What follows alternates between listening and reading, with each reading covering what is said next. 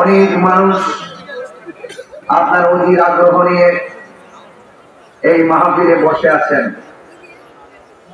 আপনারা দীর্ঘক্ষণ পর্যন্ত অপেক্ষার প্রহর গুনছেন এবং দীর্ঘদিন পর্যন্ত কমিটি বৃন্দ অনেক কষ্ট করেছেন।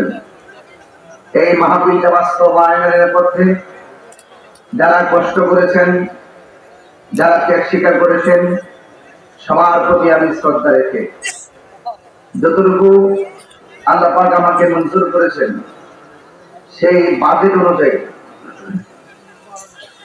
আমি কিছু কথা বলবো।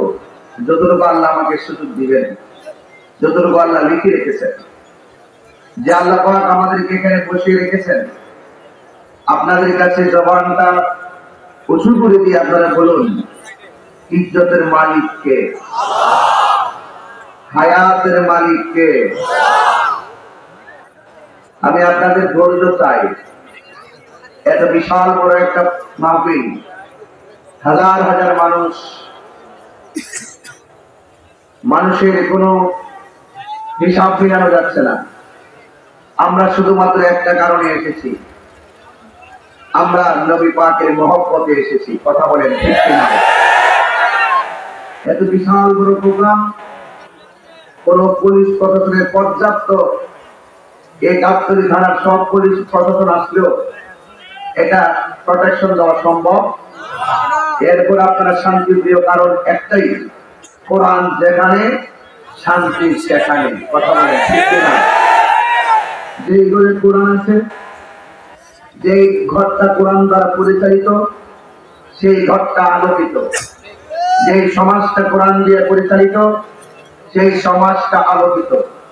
যেই দেশটা কোরআন দিয়ে পরিচালিত, সেই দেশটা আলোকিত। সুতরাং আমরা সেই কোরআনের আলোতে আলোকিত হতে চাই কি চাই না? আর বড় করে বলুন, চাই কি চাই না?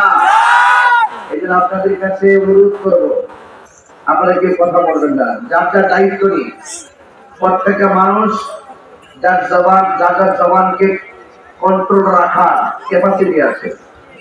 আপনারা নিজের একটু চুপ থাকেন, বইতে একটু বসার প্রেস করেন, কিন্তু কথা বলবেন না। আপনারা আওয়াজ করে বলুন, এই মাহফিলটা হওয়াতে এলাকার জন্য ভালো হয়েছে না মন্দ হয়েছে? আরো বড় করে বলুন। বগুড়ার মাহফিল, আমি আমার অনেকগুলো বগুড়ার প্রোগ্রাম, সিরাজগঞ্জের প্রোগ্রাম, পাবনা গাইবান্ধার প্রোগ্রাম আমাকে দেওয়ার জন্য খুব আগ্রহ করেন। আমার বাড়ি থেকে এলাকাটা অনেক প্রতিকূলে, যেই জন্য আমি চাইলেই টাওয়ারটা রেখে আসা যাওয়া আমার অনেক কষ্ট হয়। এরপর আপনাদের মহব্বতে আমি এসেছি। এই মাহফিলটা যারা আমার বাড়ি থেকে দাওয়াত করেছেন তাদেরকে অনেক শ্রদ্ধা জানাই। এই মাহফিলটা করতে গিয়ে মাহফিল কমিটি আজকে অনেকদিন পর্যন্ত দিন রাত অক্লান্ত পরিশ্রম করেছেন। আমার একটা কথা হলো, ভালো কাজ যারা করেন তাদেরকে সাহস দিলে সমাজের ভালো কাজ আরো বেশি হবে, ঠিক কিনা বলেন? আপনারা যারা এখানে এসেছেন, ওয়াজের শুরুতে আমি বলছি, কারণ পরে আমি সময় পাবো না। ওয়াজের শুরুতেই বলি, এই খুবই গ্রামের মানুষ, সোনারাইয়ের মানুষ, গাবতলী বগুড়ার মানুষ, এই সমস্ত মাহফিলগুলো কিন্তু খুব সহসায় অ্যাভেলেবল হয় না, মাঝে মাঝে হয়। আপনারা সকলে 10 টাকা পারেন, 100 টাকা পারেন, 500 পারেন।